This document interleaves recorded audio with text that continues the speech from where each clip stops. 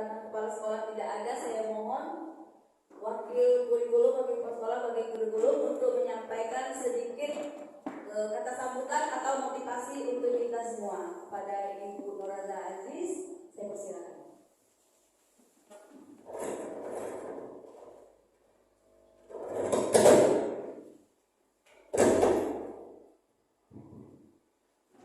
Assalamualaikum warahmatullahi wabarakatuh. Puji syukur kita ucapkan pada Allah Subhanahu wa Ta'ala yang telah memberikan kita kesehatan dan kita laksanakan kegiatan yang dilaksanakan oleh Umar pada hari ini. Dan alhamdulillah salam kita hadiahkan kepada Nabi Allah kita, yaitu Nabi Muhammad SAW, yang selalu melimpahkan rahmat dan hidayahnya kepada kita semua sampai di akhir zaman nanti. Amin amin ya rabbal alamin. Karena tidak banyak yang ingin saya sampaikan di sini.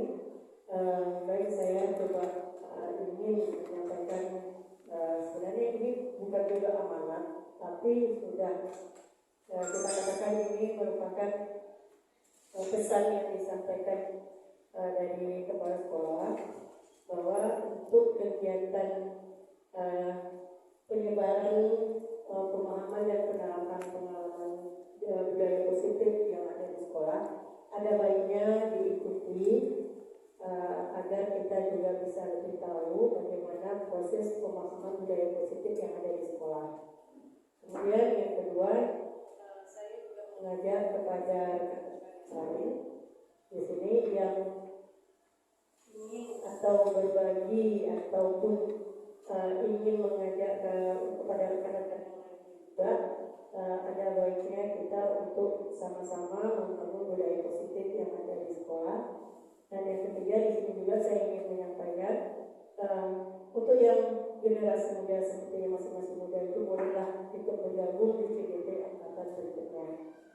Itu saja mungkin yang ingin dapat saya sampaikan, dan pesan dari moderator tadi jangan lama-lama.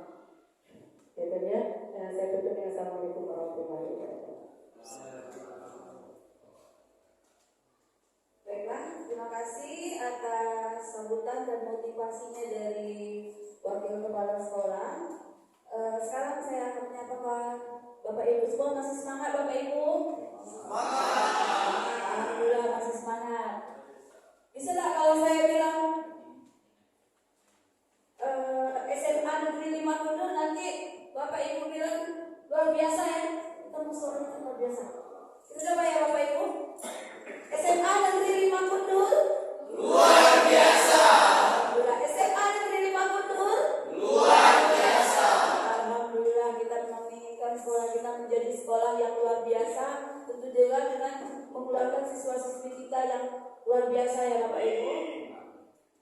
Baiklah, kali ini saya akan mulai menyebarkan pemahaman dan penerapan pengalaman budaya positif. Sebelumnya, mendengar kata budaya positif, kira-kira apa yang terbersit di pemikiran Bapak Ibu mengenai budaya positif? Ada Bapak Ibu yang bisa mengungkapkan budaya positif itu apa sih? Yang seperti apa kira-kira? Saya rasa di sekolah kita udah ada lah ya tentang penerapan budaya positif ini. Bisa Pak Sugeng?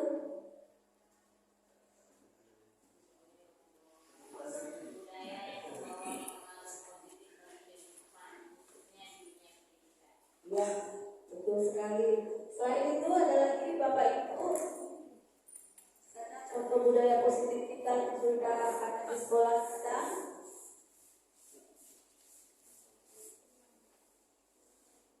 Sopan santun, disiplin, ya, oke lah. Itu sudah kita jalani dan sudah ada diterapkan di sekolah kita ya Bapak Ibu. Kemudian pada budaya positif ini ada beberapa komponen inti. Di sini kita lihat komponen inti budaya positif yang pertama kali merupakan paradigma belajar. Kemudian ada disiplin positif, nilai-nilai kebajikan, kebutuhan dasar manusia, kemudian motivasi perilaku manusia, posisi kontrol guru, keyakinan kelas, dan terakhir segitiga restitusi. Kemudian kita lihat dari pertama kali mengenai perubahan paradigma belajar. Ya, seperti sekarang ini kita di kurikulum merdeka kita ada perubahan. Kira-kira Bapak Ibu guru pernah mendengar atau pernah tahu juga pada murid. Kira-kira ada yang bisa mengutarakan bagaimana yang berpusat pada guru dan berpusat pada murid, Bapak Ibu semua? Yang berpusat pada guru seperti apa dan berpusat pada murid? Pasti kita semua sudah menjalani itu juga. Sudah tidak asing lagi mendengar pembelajaran berpusat pada guru dan pembelajaran berpusat pada murid. Ibu Bibi bisa mengutarakannya? Sepertinya untuk pendidikan yang berpusat pada guru sebenarnya juga merupakan kepada proses lebih lanjut dan kemudian tindakan-tindakan yang dilakukan di dalam kelas. Kemudian kalau yang selain itu juga kalau untuk pendidikan yang berpusat pada guru ini sebenarnya guru itu bukan lagi sebagai teacher center. Sebenarnya yang kita itu adalah terjadinya perubahan dalam proses pembelajaran untuk perubahan teacher center itu menjadi student center. Nah, kalau untuk budaya positif yang sebenarnya harus kita lakukan di sekolah itu adalah perubahan dari pendidikan yang berpusat pada anak sebenarnya. Dan berpusat pada anak ini adalah kita buat diawali dengan adanya keyakinan kelas. Oke, baiklah itu tadi bagaimana tentang berpusat pada guru dan berpusat pada murid. Tapi saya yakin, tapi adakah kira-kira kita kalau teman-teman guru semua masih menggunakan berpusat pada guru atau sekarang sudah berubah ke pembelajaran berpusat pada murid? Bebas? Sudah? Kalau yang pada guru masih ada, tapi mungkin sekarang udah mulai bergeser karena sekarang kan metode-metode pembelajaran itu banyak ya. Apalagi guru sekarang itu sudah banyak mendapatkan contoh-contoh metode yang menarik dari situs-situs media sosial. Jadi hasil sudah mulai sedikit mengarah ke berpusat kepada Baiklah, Anda semua kita semua bisa merubah cara pembelajaran kita ke pembelajaran yang udah lama bersifat pusat pada guru beralih ke pembelajaran merupakan pembelajaran yang dirancang berdasarkan prinsip pembelajaran berdiferensiasi. Ya, di sini sehingga para peserta didik belajar sesuai kebutuhan berdasarkan tahap perkembangan sesuai teori psikologi modern untuk mewujudkan profil pelajar Pancasila. Ya, jadi Bapak Ibu semoga saja kita semua bisa meninggalkan cara pembelajaran kita yang lama. Kita berubah sedikit mengarah ke pembelajaran berpusat pada murid. Baiklah, cerita tentang profil pelajar Pancasila. Saya rasa itu pun Bapak Ibu guru semua sudah pernah mendengar dan tahu juga tentang apa aja profil pelajar Pancasila. Pak Isneni bisa menyebutkan apa aja yang mendengar di profil pelajar Pancasila?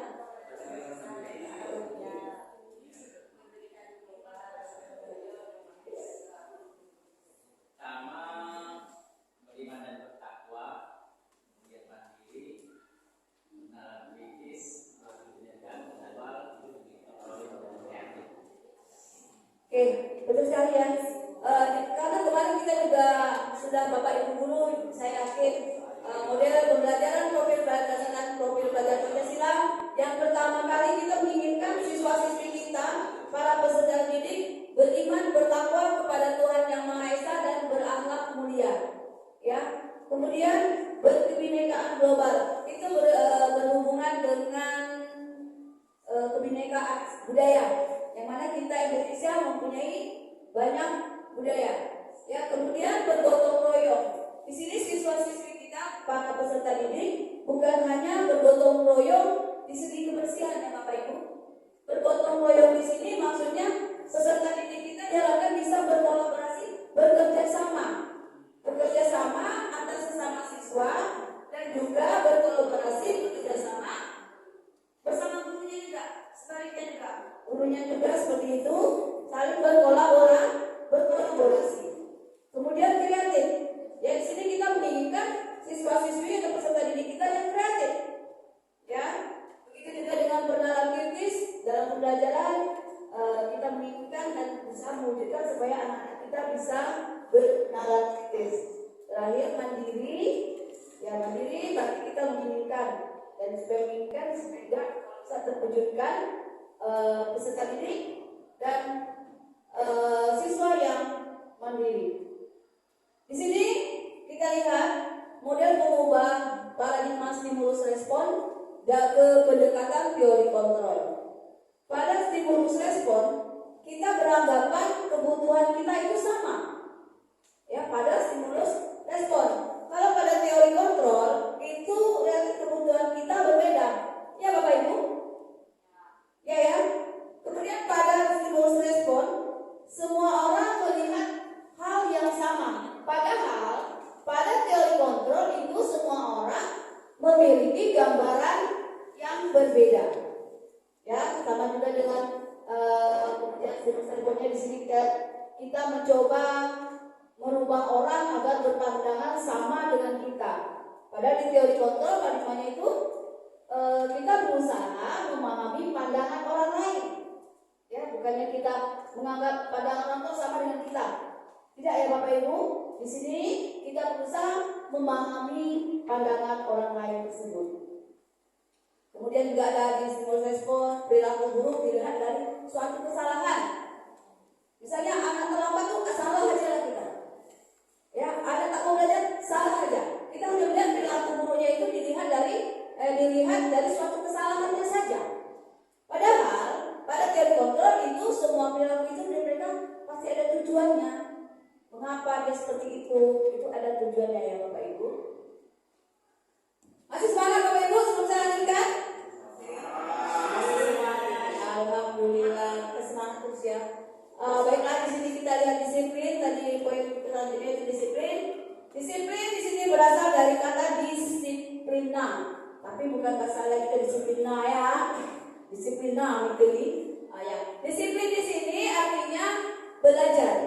Ya, disiplin mengacu pada disiplin diri yang memiliki tanggung jawab terhadap apa yang dilakukan berdasarkan nilai-nilai yang diyakini.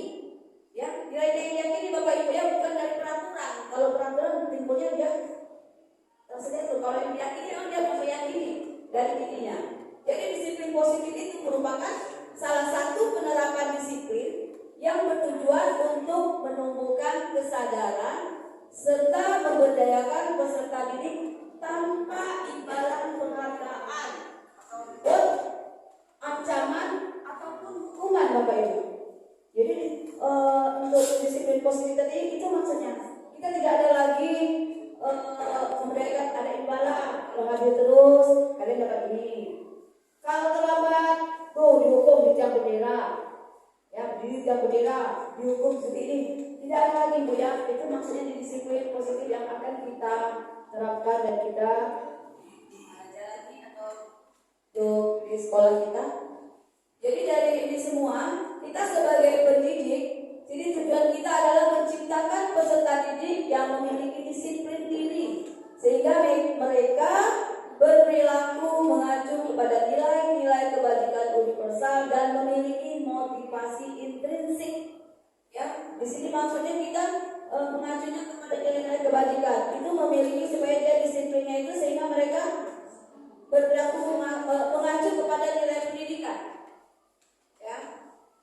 Kemudian nilai kebajikan itu sendiri dilihat di sini disepakati bahwa nilai kesepakatan nilai yang disepakati bersama, bukan hanya sebelah pihak. Ya, nilai kebajikan ini disepakati bersama, lepas dari suku bangsa, agama, bahasa maupun latar belakangnya. Jadi nilai kebajikan yang kita buat tadi itu semua harus disepakati bersama. Contoh dari organisasi, kita lihat daripada profil pelajar Pancasila, nilai-nilai kebajikannya tadi ada beriman dan bertakwa kepada Tuhan Yang Maha Esa, berakhlak mulia, berkebinekaan global, gotong royong, mandiri, kreatif, dan bernarasitis. Itu nilai-nilai kebajikan yang ada di dalam pelajar profil Pancasila. Profil pelajar Pancasila, maaf Bapak Ibu. Kemudian contoh yang kedua ada. Kemudian nilai kebajikan yang ketiga contohnya ada keterampilan hidup. Keterampilan hidup atau life skill. Ya, di sini nilai kebajikan yang ada pada life skill yang pertama dapat dipercaya.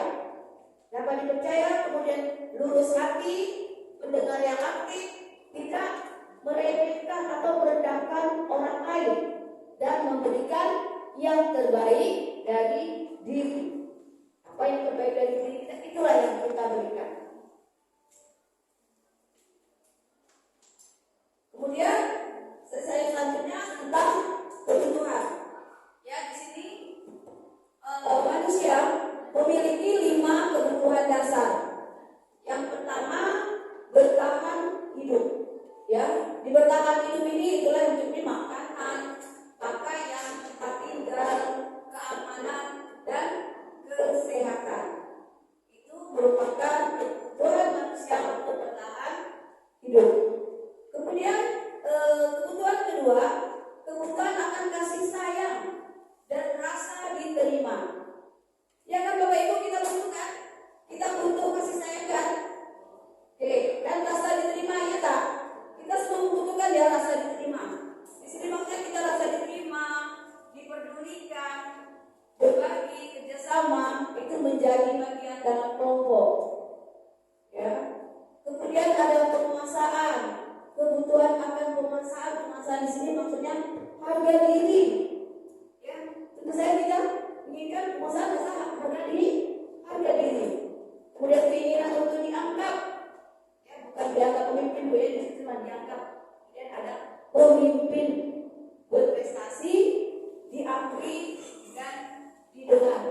Di sini memimpin bukan maksudnya hanya menjadi pemimpin jadi kepala sekolah, Bapak Ibu ya.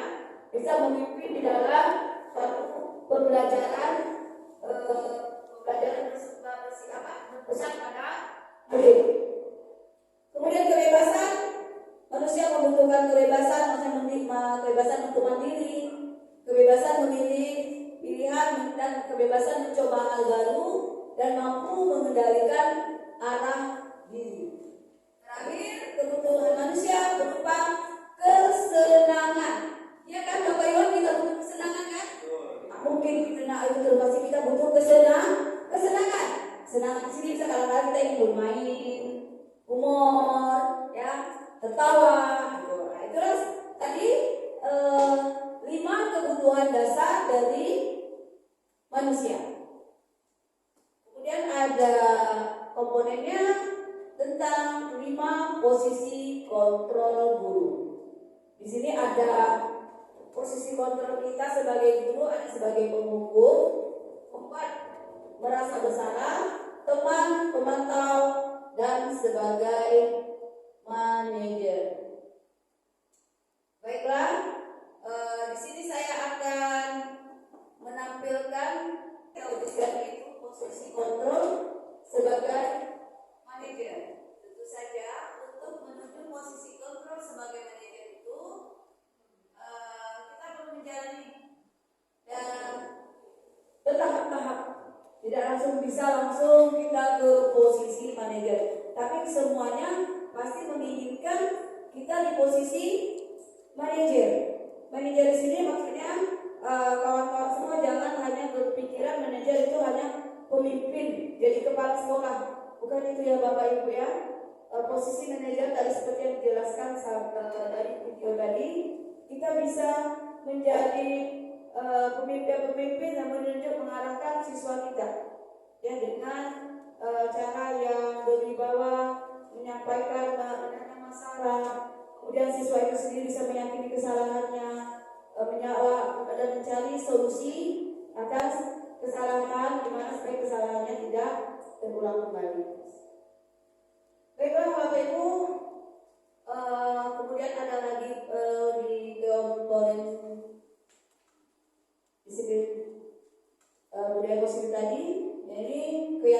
kelas. Keyakinan kelas. Jadi saya rasa Bapak Ibu guru semua sudah atau pernah membuat keyakinan kelas. Betul Bapak Ibu semua? Betul ya. Kita sudah pernah membuat keyakinan kelas. Tapi sebelum itu, mengapa keyakinan kelas Bapak Ibu? Bukan peraturan kelas. Bisa Pak Sarul mengatakan mengapa sih harus keyakinan kelas, bukan peraturan kelas?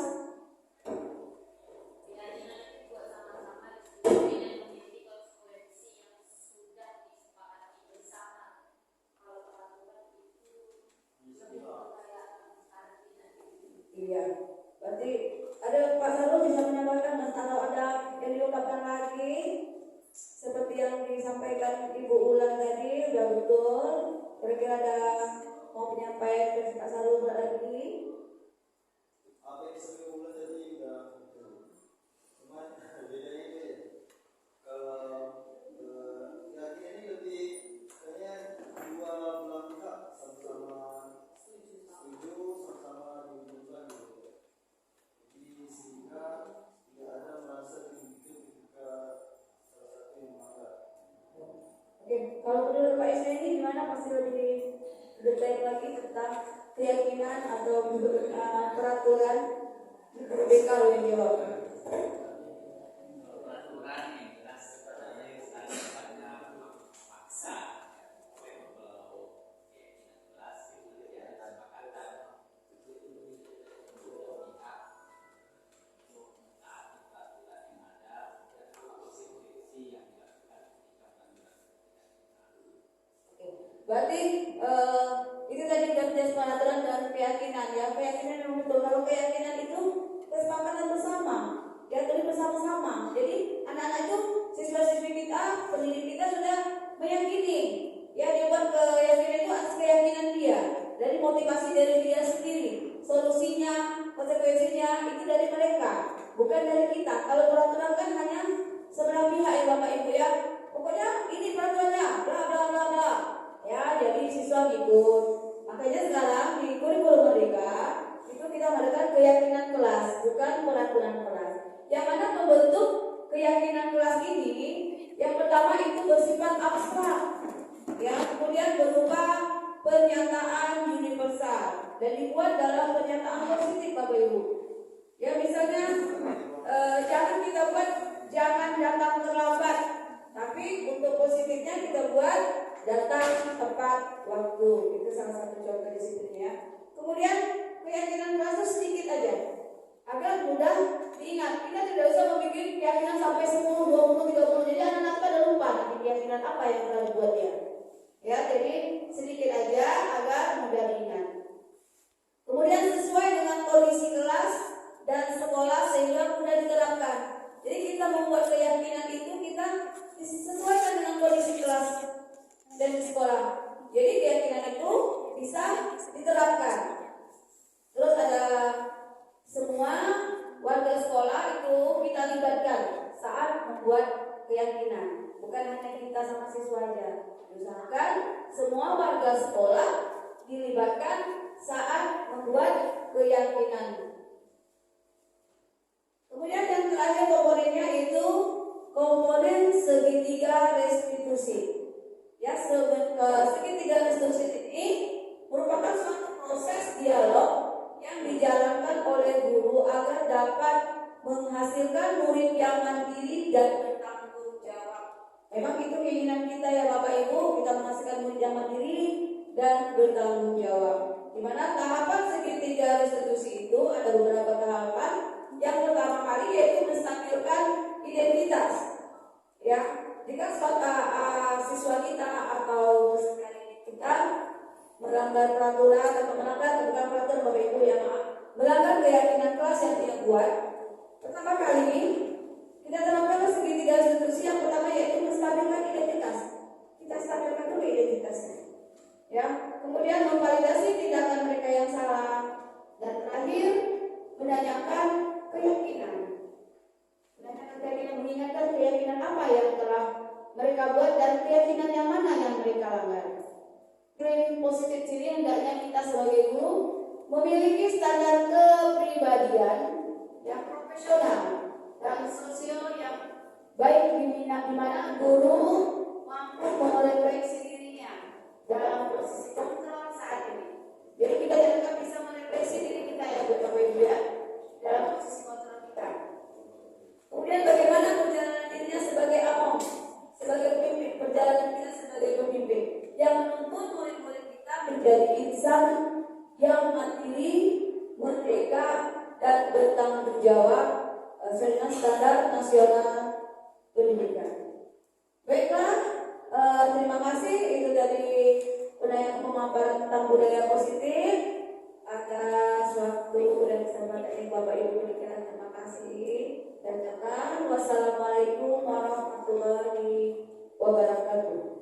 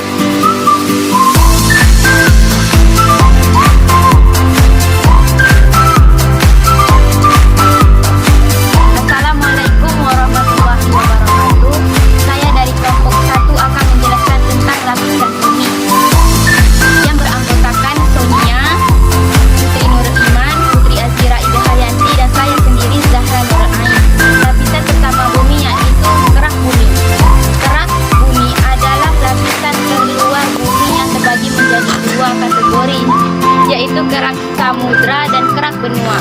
Yang kedua, mantel. Selubung bumi atau yang biasa disebut mantel bumi ini merupakan lapisan bumi yang menyelubungi inti bumi dan merupakan bagian terbesar dari bagian bumi sekitar 83,2% dari volume dan 67,8% dari keseluruhan muka bumi. Yang ketiga, inti.